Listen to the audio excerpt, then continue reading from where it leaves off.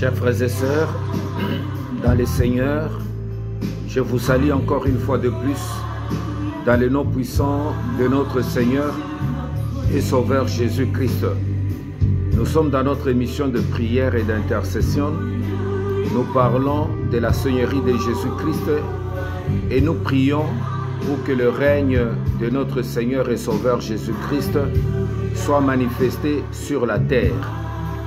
Jésus-Christ, il a plusieurs attributs, nous les avons démontrés.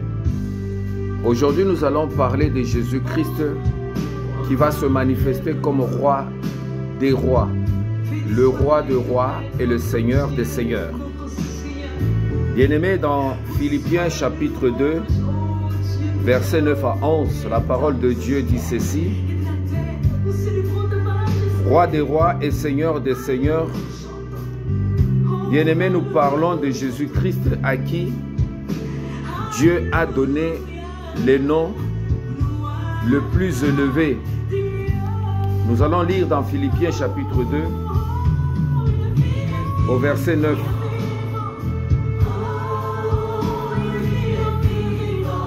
Philippiens chapitre 2, verset 9, nous lisons au nom de Jésus. C'est pourquoi aussi Dieu l'a souverainement élevé et lui a donné le nom qui est au-dessus de tout nom, afin qu'au nom de Jésus, tout genou fléchisse dans les cieux, sur la terre et sous la terre, afin que toute langue confesse que Jésus-Christ est Seigneur, à la gloire de Dieu le Père. Le nom le plus élevé, c'est le nom de Jésus. Jésus-Christ est Seigneur des seigneurs, il est roi de rois. Et en tant que roi bien-aimé, Jésus-Christ a une mission. Et cette mission, c'est ce qu'il est venu accomplir. Bien-aimé, Jésus-Christ est venu pour accomplir une mission très fondamentale. Parce que la terre aujourd'hui a une carence. La terre a une carence de la justice. La terre a une carence de la paix. Ce sont deux piliers fondamentaux qui est que Jésus-Christ viendra pour matérialiser sur la terre. Parce que le péché amène l'injustice, que ce soit sur le plan social, sur le plan économique, sur le plan, dans tous les domaines de la vie, il y a de l'injustice. Il y a l'injustice distributive. C'est qu'il y a les gens qui ne travaillent pas, mais qui gagnent l'argent. Il y a les gens qui sont en train de travailler dans les systèmes mafieux et qui pillent. Il y a une injustice parce qu'il y a les gens qui se considèrent comme les intouchables. Et vous voyez toutes ces choses, bien-aimées, qui se font sur la terre, Dieu voit. Et Dieu veut que ces choses cessent. La mission de l'Église, c'est d'enseigner au monde, d'enseigner au peuple qu'ils deviennent les disciples de Jésus. Que les hommes qui croient au Seigneur Jésus soient disciplinés. Le rôle que Jésus est venu apporter sur la terre, c'est d'amener les gens à vivre de l'ordre, de redresser l'homme. Que l'homme soit une personne qui doit vivre selon l'ordre de Dieu. Car Dieu n'est pas un Dieu de désordre. Dieu, c'est un Dieu d'ordre. Bien-aimé, dans le psaume chapitre 2, verset 6, psaume chapitre 2, verset 6, la parole de Dieu nous dit ceci. Nous lisons au nom de Jésus. Il règne de toute éternité. C'est moi qui ai oint mon roi sur Sion, ma montagne sainte. Donc Jésus-Christ est roi parce qu'il a été oint par Dieu. Il a l'onction. Et cette onction, bien-aimée, c'est ce qui permet à ce que Jésus-Christ, qui est ressuscité, il revient comme étant roi. Et nous voyons bien aimé, que en tant que roi de la terre, Jésus instaurera enfin la justice, ce qui permettra aux humains de vivre en paix. Jésus viendra restaurer la justice, ce qui va permettre aux humains de vivre en paix, bien-aimés, et en sécurité. Et de vivre en sécurité, bien-aimés.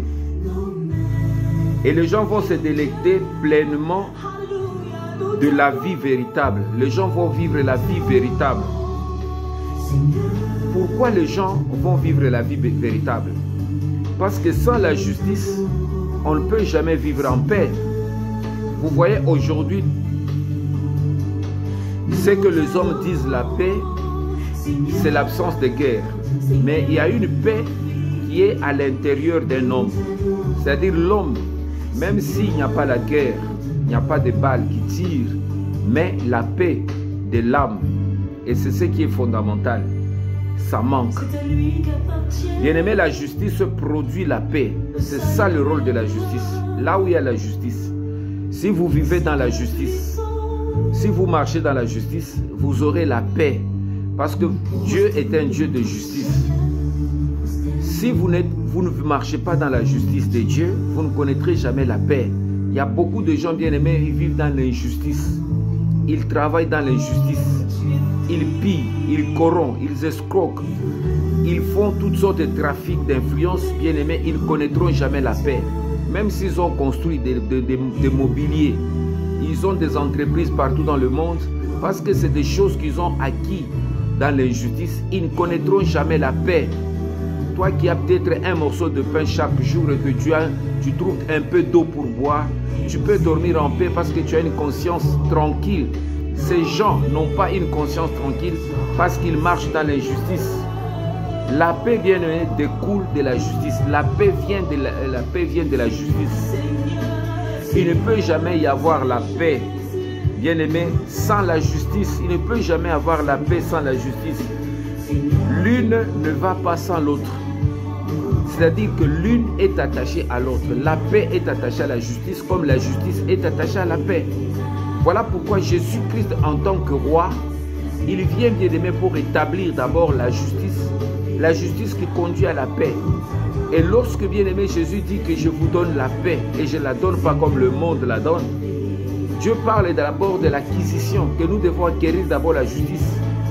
Cherchez premièrement le royaume et la justice et le reste, c'est-à-dire la paix vous sera donné. Et le reste, c'est-à-dire le matériel, le surnaturel va nous accompagner. Il ne peut jamais, bien aimé, avoir la paix s'il n'y a pas la justice. Voilà pourquoi tout chrétien, bien aimé, qui veut vivre en paix avec Dieu, être en paix avec les hommes, bien aimé, doit d'abord chercher la justice. C'est Jésus qui vient nous donner cette justice, bien aimé. La justice est dans la parole. Et c'est la parole de Dieu qui vient établir la justice. Il n'y a pas de justice en dehors de la parole de Dieu.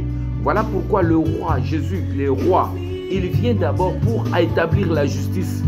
Parce que, bien aimé, Dieu ne peut jamais créer le monde. Il crée les richesses pour qu'un cric de gens en profitent et les autres vivent dans la galère, dans la misère la plus totale. C'est injuste.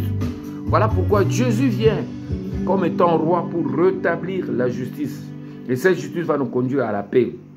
Paix et justice sont étroitement liés. La paix et la justice sont étroitement liés, bien-aimés. C'est ce qui exprime admirablement plusieurs versets bibliques.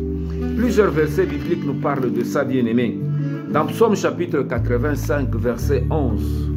Psaume chapitre 85, verset 11. Qu'est-ce que la parole de Dieu nous dit? Nous lisons au nom de Jésus. Psaume chapitre 85, verset 11.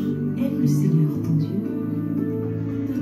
La bonté et la fidélité se rencontrent. La bonté et la fidélité se rencontrent. La justice et la paix s'embrassent. Vous comprenez, bien aimé? La justice et la paix s'embrassent.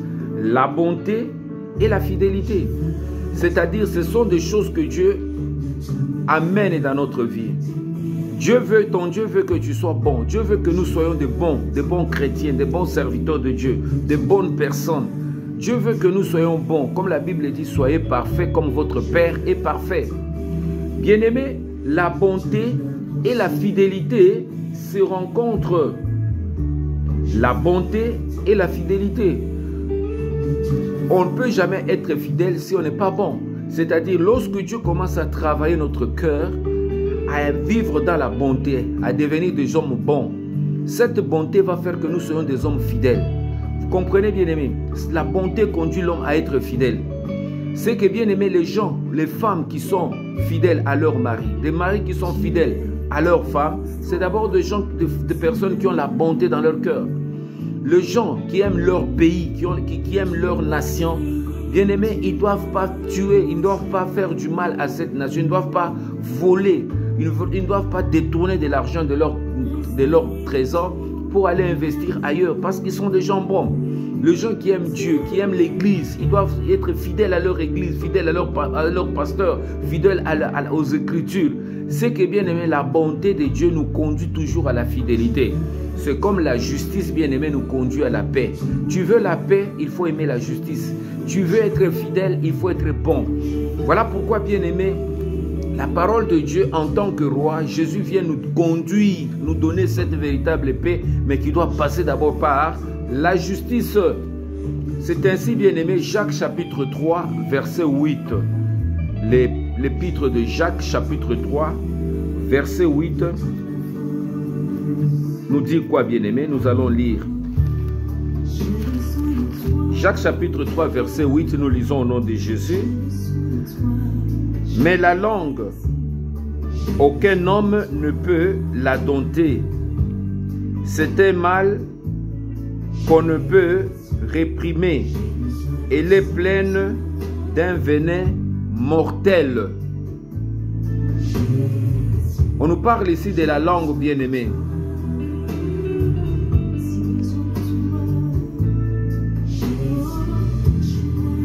Par elle, nous bénissons le Seigneur, notre Père, et par elle, nous maudissons les hommes faits à l'image de Dieu.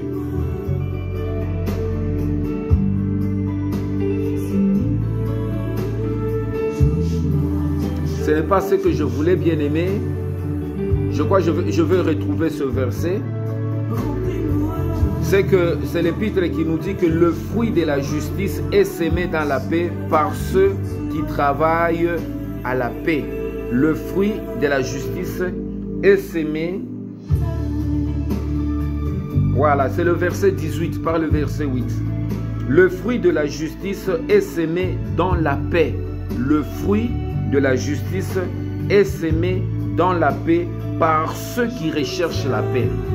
C'est-à-dire, lorsque tu recherches la paix, en fait, la manière de rechercher la paix, comme la Bible dit, rechercher la paix avec tout le monde, sans laquelle personne ne peut voir Dieu. La bonne manière de rechercher la paix, c'est d'être juste.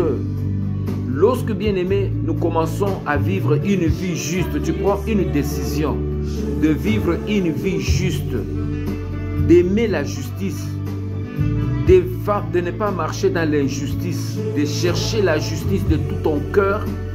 Bien-aimé, la justice de Dieu, la justice, bien-aimé, nous conduit toujours à la paix. Il y a beaucoup de gens qui ont refusé de faire du mal, qui ont refusé, bien-aimé, d'obéir, d'adorer même des esprits étrangers. Et Dieu les a soutenus. Vous comprenez, bien-aimé? Il y a les gens tels que le Daniel qui n'ont pas voulu faire du mal. Malgré qu'ils ont été trahis, qu'ils ont été accusés injustement, c'était des hommes justes. Ils disaient ce que Dieu leur disait de dire.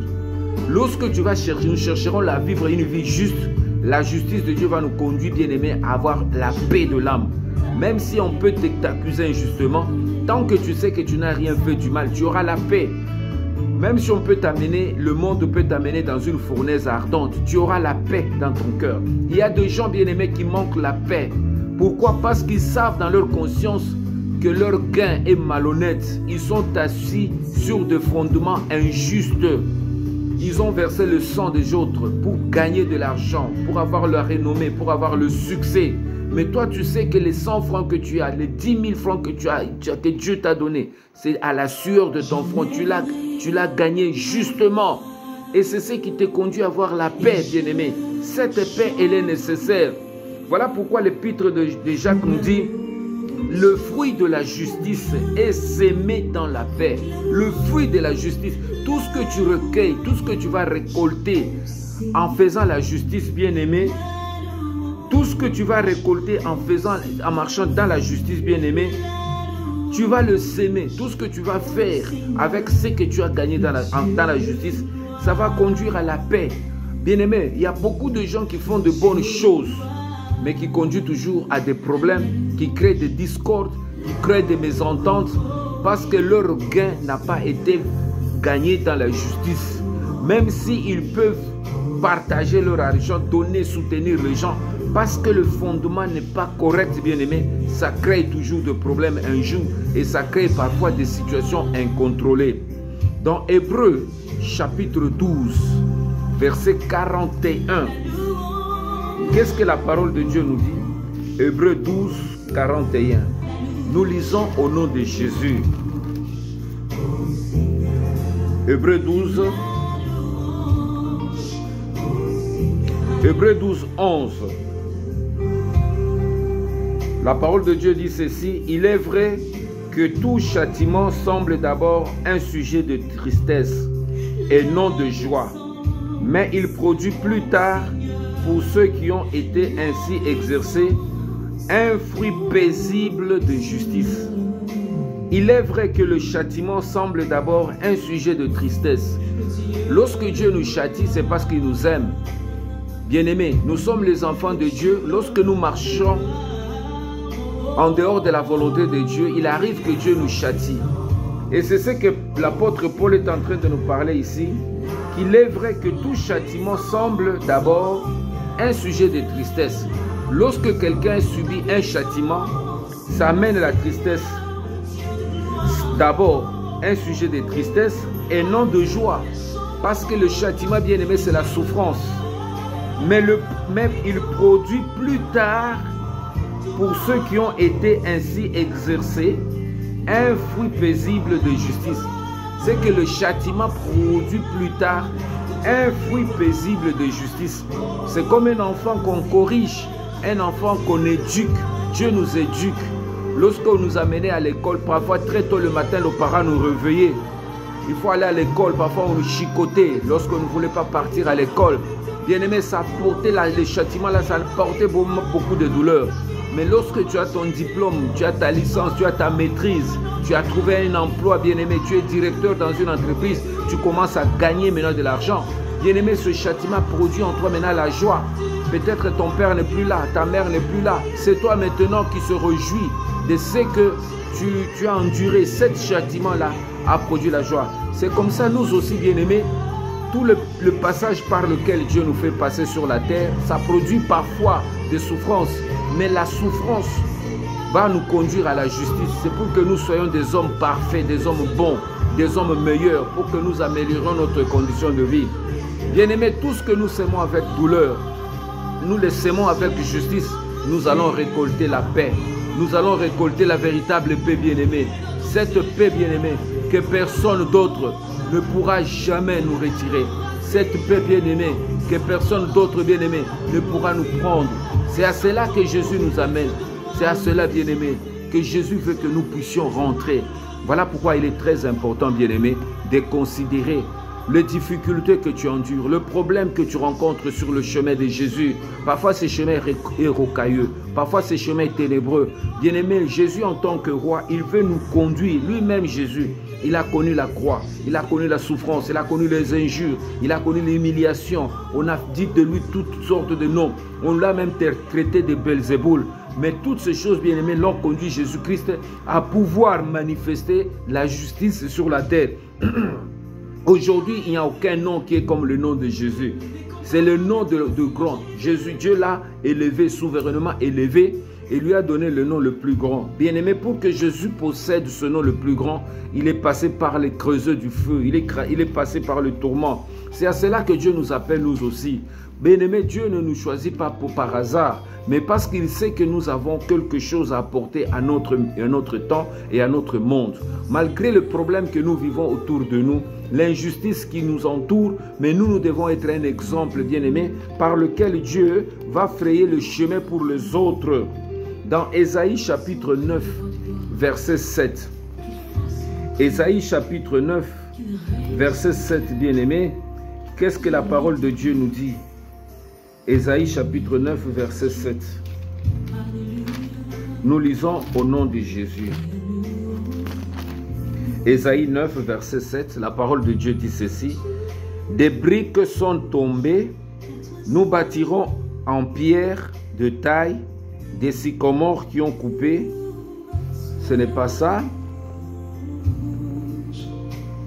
Ésaïe chapitre 9, verset 7. Ok. Le Seigneur envoie une parole à Jacob. Elle tombe sur Israël. Tout le peuple en aura connaissance. Éphraïm, les habitants de Samarie.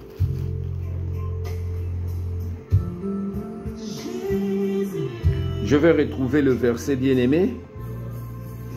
Je vais retrouver le verset.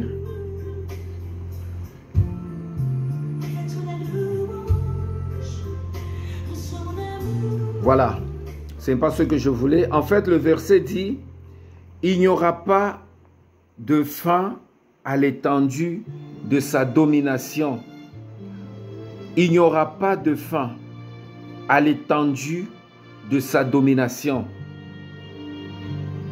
Il n'y aura pas de fin à l'étendue de sa domination. La domination de Dieu. Il n'y aura pas de fin, bien-aimé. Il n'y aura pas de fin à l'étendue. Il n'y aura pas de fin. Il n'y aura pas de fin à l'étendue de sa domination.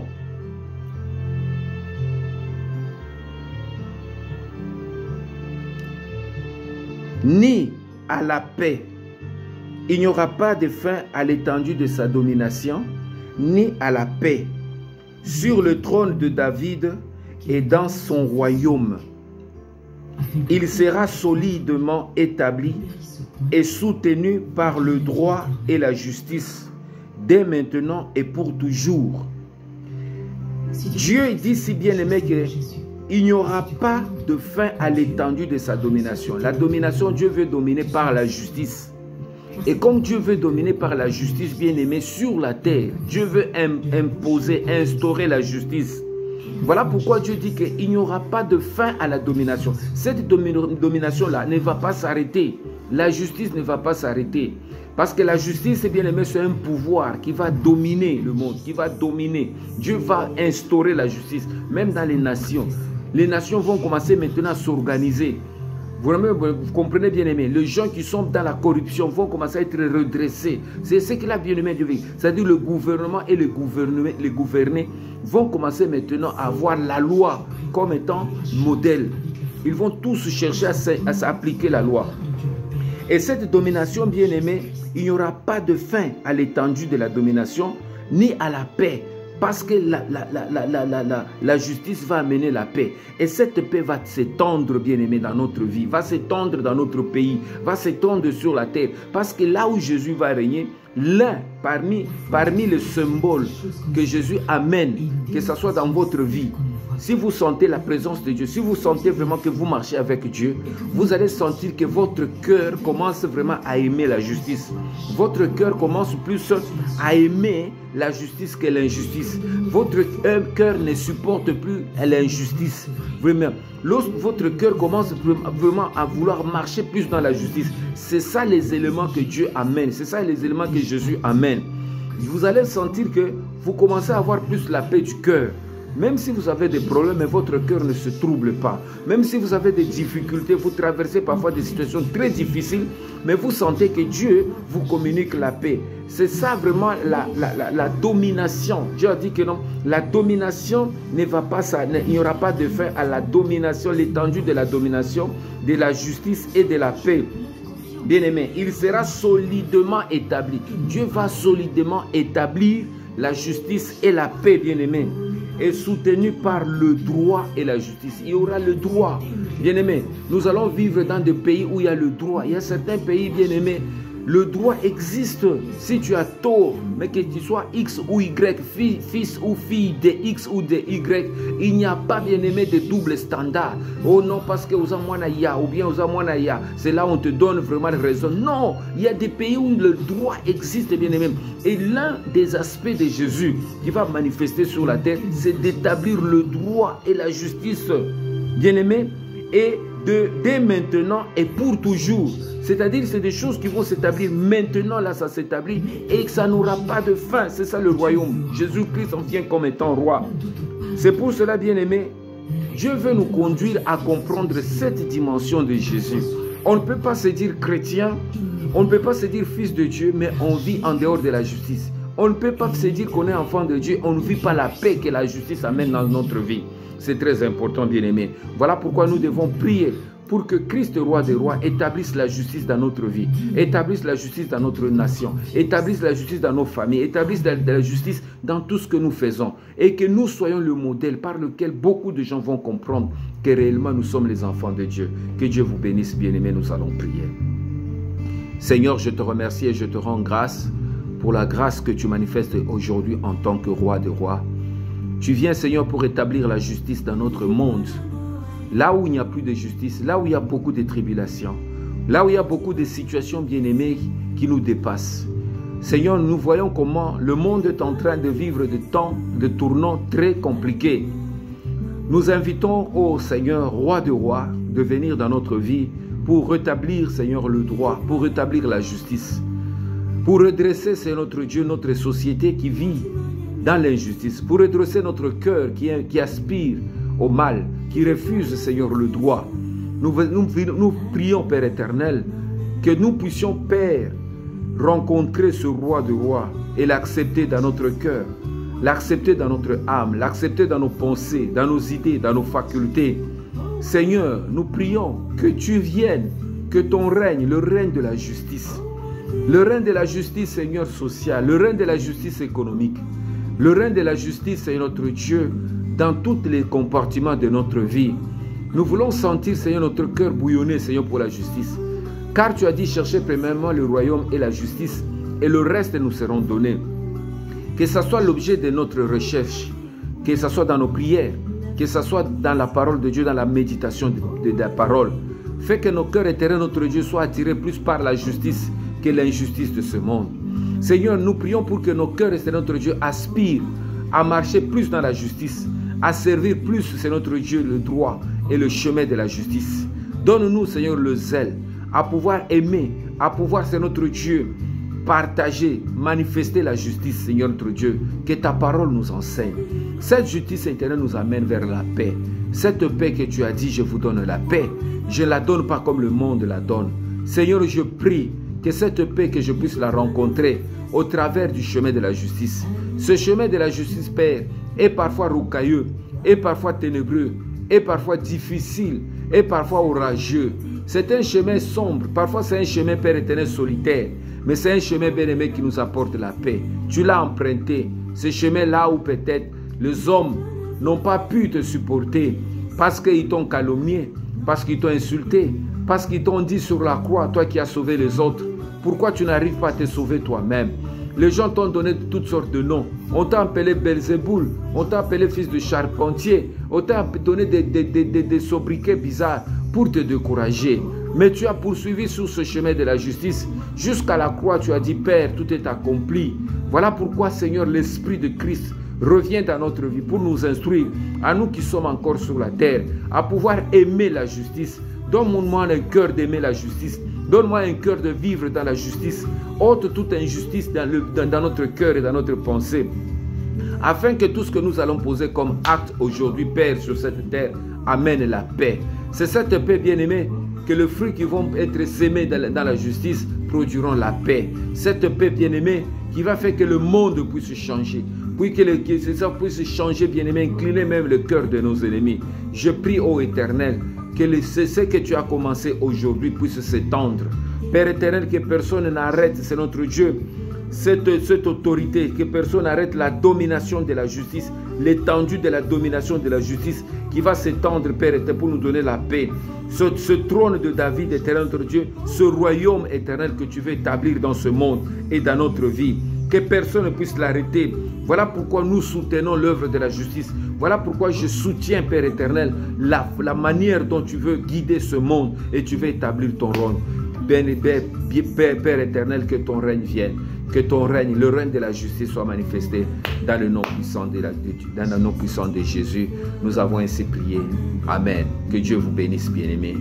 Poursuivez le chemin de la justice, car le chemin de la justice conduit à la paix. Amen.